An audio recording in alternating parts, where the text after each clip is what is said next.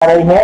लेकिन अब जो स्थिति है उत्तर प्रदेश की मैं बात करना चाह रहा हूँ, भयावह चीज देखने को मिल रही है। जो मुर्दा है, लाशें जो हैं वो खोद कर गाड़ने के बावजूद भी जो है ऊपर आ जाती है, और जो सरकार की जो पोल है वो खुलती हुई नजर आ जाती है कि सरकार जो है कितने आकर जो छुपा रही है। कैसे देखते हैं सर? हाईकोर्ट ने कहा है कि उत्तर प्रदेश की जो हालात है वो राम भरोसे चल रहा है पुलिस स्वास्थ्य व्यवस्था। कैसे देखते हैं सर? पहले तो आपका बहुत बहुत धन्यवाद, क्योंकि लगभग 1 महीने बाद आप और हम लोग मिल रहे हैं। मैं भी पिछले करीब 20-25 दिन पहले मेरी भी तबीयत थोड़ा सा गड़बड़ थी, तो थोड़ा सा ठीक हुई आज। उसके बाद में पहली बार मैं मीडिया के सामने हूं, और जो स्थिति है मैं कह सकता हूं कि इस देश ने और दुनिया ने ऐसी स्थिति कभी देखी नहीं होगी, कभी भी। जिस देश की सरकारें, केंद्र सरकार, राज्य सरकार, लोगों को जो सबसे बेसिक चीजें हैं वो नहीं दे सकें। जैसे बेसिक चीजें क्या हैं? दवाई, अस्पताल में बेड, थोड़ी सी गंभीर स्थिति हो तो आईसीयू, और थोड़ी सी गंभीर स्थिति हो तो वेंटिलेटर। ये चीजें न दे पाए वो सरकारें, चाहे केंद्र सरकार हो या राज्य सरकार, उस जनता को जिस जनता के पैसे पर ये अय्याशी करते हैं, मौज लेते हैं, उस जनता के पैसे पर, जिस जनता के पैसे से इनको तनख्वाह मिलती है, उस टैक्स पेयर वाली जनता को अगर उसकी बेसिक चीजें भी सरकार नहीं दे पाए, इससे ज्यादा दुखद मैं समझता हूं कुछ हो नहीं सकता। यह तो शहरों की स्थिति है। शहरों में जहां जिला अस्पताल हैं, वहां दिल्ली जैसे शहर में अगर बेड नहीं है, ऑक्सीजन नहीं है। ऑक्सीजन कौन है जिम्मेदार ऑक्सीजन के लिए? केवल और केवल मोदी सरकार, क्योंकि ऑक्सीजन का पूरा कंट्रोल केंद्र के पास है, स्टेट के पास नहीं है। तो केंद्र के पास ऑक्सीजन का पूरा कंट्रोल होने के बाद, और दुनिया में सबसे ज्यादा ऑक्सीजन का उत्पादन करने वाला देश भारत होकर भी, अगर उसके लोग, उसके नागरिक ऑक्सीजन के बिना मर जाएं और तड़प तड़प कर मर जाएं, 3 व्हीलर में मर जाएं, गाड़ी में मर जाएं, अस्पताल की चौखट में मर जाएं, मैं समझता हूं इससे ज्यादा इस देश के लिए दुर्भाग्यपूर्ण और दुखद कोई घटना हो नहीं सकती। ये इन सरकारों की स्थिति है। रही बात आपने जो कही है लाशों की, तो मैं भी ये देखकर, और मैं नहीं पूरी दुनिया ये देखकर वाकई में हैरान है कि लाशों की कितनी बड़ी संख्या है जिसे नदियों के किनारे रेत में दफन किया गया है। मैं रात ही देख रहा था, तो एक आप देखिए न्यूज जो है, एक दैनिक भास्कर के जो संवाददाता हैं, उन्होंने बिजनौर से लेकर बिहार तक, बक्सर तक, पूरी करीब शायद यूपी के ही 27 जिले हैं गंगा के किनारे, और वहां से लेकर पूरा जो उन्होंने किया है, जिसमें बिजनौर है, आपका कानपुर है, उन्नाव है, आपका जो है सारे ये जो इलाके हैं, उन सब में देखा 1140 किलोमीटर चल के और 2000 लाशें नदी में तैरती हुई पाई गई। 2000 लाशें, आप समझ सकते हैं कितनी भयानक स्थिति है। 4 लाशें भी आ जाएं तो लोगों के रोंगटे खड़े हो जाते हैं। 2000 लाशें जिन्हें कुत्ते खा रहे हैं, जिन्हें कौवे खा रहे हैं। इसके अलावा जो मैंने वीडियोस देखी हैं, बिल्कुल लोगों ने वहां मौके पर जाकर दिखाई हैं। इलाहाबाद, प्रयागराज, इतना बढ़िया शहर जिसको कहा जाता है, देवताओं की नगरी जिसे कहा जाता है, संगम, उसमें 4000 से ज्यादा लाशें गंगा के किनारे रेत में गड़ी हुई हैं। 4000। आप समझ सकते हैं क्या स्थिति है। सरकार कहती है कि एक उत्तर प्रदेश सरकार के जो आंकड़े आते हैं कि साहब इतने हजार संक्रमित हैं, और मरने वालों की संख्या 300 के आसपास, प्लस माइनस 10, 20, 50, इतने, बस 300 मैक्सिमम, 350 भी शायद कभी नहीं दिखाई गई है।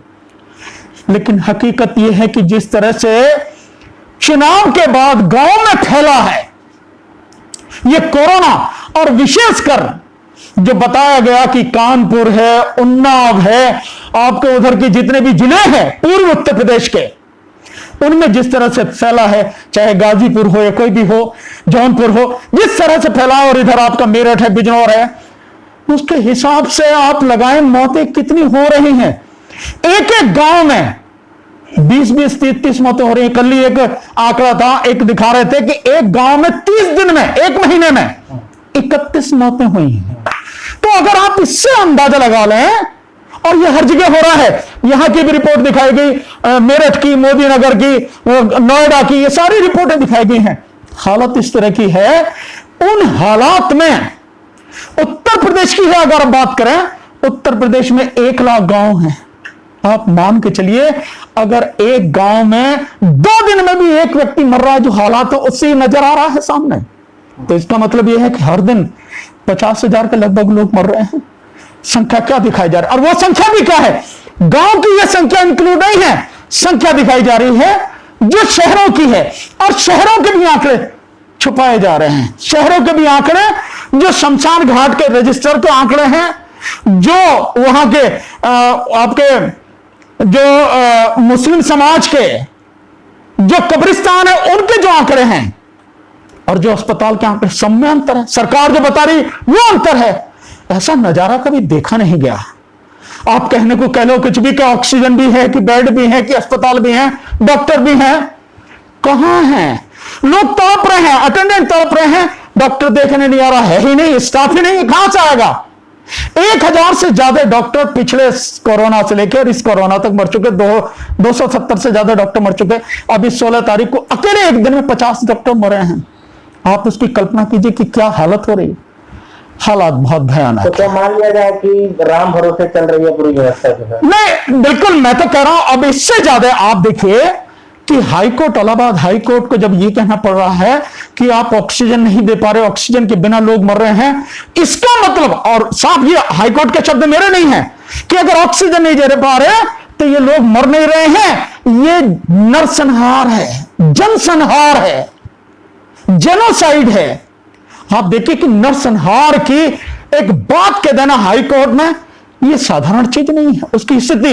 और एक बड़ी मजेदार आपको मैं बात बताऊं, और उन्होंने बिल्कुल सही कहा कि जो मेरठ का, आप देखिए मेरठ वाला जो मामला है, उस लड़की के जो फादर हैं, उन फादर को जब वहां पे एडमिट कराया गया उस हॉस्पिटल में, मेरठ के हॉस्पिटल में, वो शायद 21 या 22 तारीख को कराया गया, और 23 तारीख को उनकी डेथ हो गई, और 7 तारीख तक घर वालों को पता नहीं है।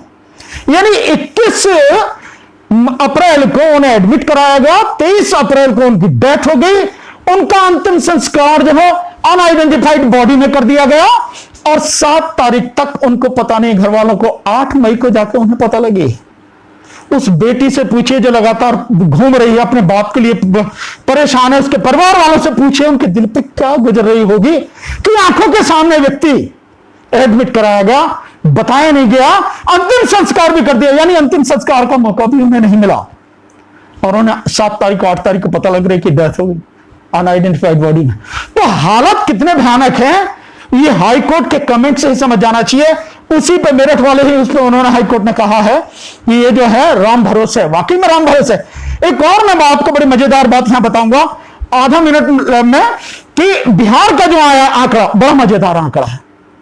बिहार में, बक्सर में जो आंकड़े आए हैं पुलिस के, जो हाईकोर्ट में, बिहार पटना हाईकोर्ट में जो दिए गए हैं, देखिए बड़ी मजेदार बात, कि वहां का चीफ सेक्रेटरी, बिहार का चीफ सेक्रेटरी करा केवल 6 लोग मरे हैं कोरोना से, 6 लोग। और जो पटना का डिविजनल कमिश्नर है, वो डिविजनल कमिश्नर कह रहा है 789 लोगों का संस्कार हुआ। 789, कहां 6 और कहां 789? हाईकोर्ट ये कह रहा कि भैया सही संख्या दो। आप देखिए किस तरह के आंकड़े हैं। बहुत ही इतनी भयावह स्थिति हमने कभी नहीं देखी जो ऐसी स्थिति है, और इसके लिए कोई भी अगर जिम्मेदार है तो पूरी तरह से केंद्र सरकार, मोदी सरकार और राज्यों की सरकारें, चाहे किसी की भी हो, वो जिम्मेदार हैं। जो न केवल लोगों को ना ऑक्सीजन दे पा रही हैं, ना बेड दे पा रही हैं, ना आईसीयू दे पा रही हैं, ना वेंटिलेटर दे पा रही हैं, और ना ही दवाई दे पा रही हैं, साथ में आंकड़े छुपा रही हैं मौत के आंकड़े क्यों छुपाए जा रहे हैं, ये समझ के बाहर है। ये बड़ी अजीब स्थिति है। एक आधा मिनट में एक और छोटी सी बात बता दूं। गुजरात का आंकड़ा जो आया है, दैनिक भास्कर का ही शायद एक संबंधित न्यूज़पेपर है, दिव्य भास्कर, उसने कहा कि 1 मार्च से लेकर 10 मई तक 71 दिनों में 1,23,000 से ज्यादा डेथ सर्टिफिकेट इश्यू हुए हैं, और सरकार कितने बता रही है? 4,218। मतलब अजीब स्थिति है, रोंगटे खड़े करने वाली। क्यों हो रहा है बहुत, लेकिन इसके लिए सारी सरकारें, ये राजनीतिक नेतृत्व, ये जिम्मेदार है। Press the bell icon on the YouTube app and never miss another update.